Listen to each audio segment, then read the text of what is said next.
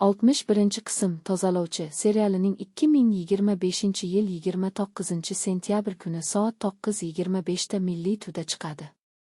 Bu qism burilish bo'ladi. Maxsus kuchlarda 60 ga ega tozalovchi fitnani ochadi. Bu uning ishonch va qasos haqidagi tasavvurlarini o'zgartiradi. Serial meni dinamikasi bilan tortdi. Bu triller, har kadr taranglikka to'la, aktyorlar personajlarni jonlantiradi. Qism ayol kuchi mavzusini chuqurlashtiradi. Qahramon shaharda xaos rejalovchi terrorchilarni fosh qiladi, uning jasorati ilhomlantiradi. Ssenaristlar quvishlardan psixologik duellargacha harakatlarni mohirona toqib chiqargan, bir noto'g'ri qadam hayotga xavf soladi. O'zbek motivli saundtrek his-tuyg'ularni kuchaytiradi, yurakni syujet bilan urishga majbur qiladi. Qahramon qurbonlikdan qutqaruvchiga aylanadi, yangi ittifoqchi bilan hamkorligi intrigaga achchiq qo'shadi.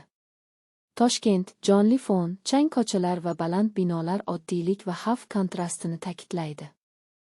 Serial haqiqiy konfliktsiz klilarsiz o'zbek ayollari hikoyalaridan ilhomlangan.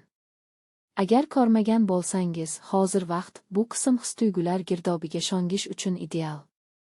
O'tkazib yubormang, Tozalovchi o'zbek kinosining samimiyligi va ko'rkamligini isbotlaydi.